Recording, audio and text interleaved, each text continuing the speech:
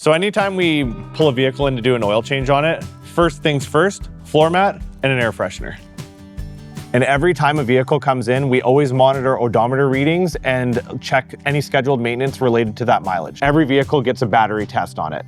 This vehicle here, being a diesel, does have 2 batteries, so we're gonna check both of them. So these test strips that I use come with a brake fluid test part and an antifreeze test part. So every single vehicle that comes in gets this done. Obviously, because the brakes are so important to a vehicle, we always wanna make sure the brake fluid has not failed, as well as making sure that the antifreeze stays good. And probably the most important fluid of all, windshield washer fluid, making sure it's topped up. And we always make sure it's all the way full.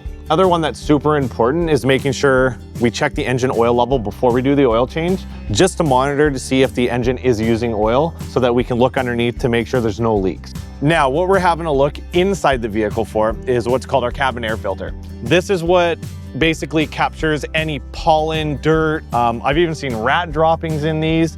They capture it so that you don't breathe it in inside the vehicle. So let's pull this one out and see what it looks like.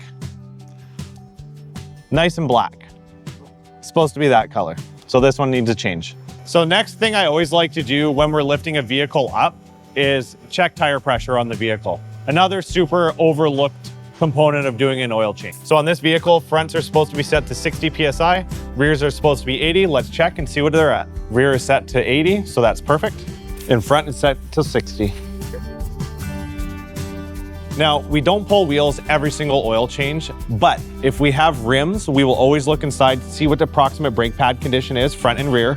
If we can't see that, I use an inspection camera to go in and take a snapshot, and I'll put this on the inspection report with an estimated lifespan of what's remaining on the vehicle. And now we're gonna start checking our underneath components, such as our front and rear differential fluids, our transfer case fluids, and inspecting for any leaks, and then obviously draining the oil and putting a new filter on there.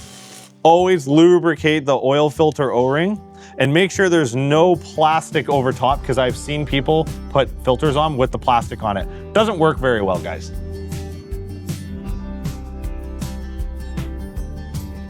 So on this vehicle, it takes 10 liters of oil.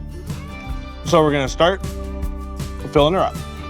So the next step in the process of doing a digital inspection is entering it all in so that the customer can see what we see.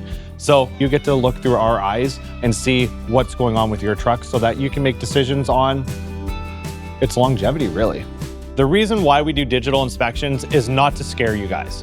It's to educate you, because this truck that you guys are driving to and from work, that's your moneymaker, that's your asset, and we protect our assets. So if you have any questions, give me a call.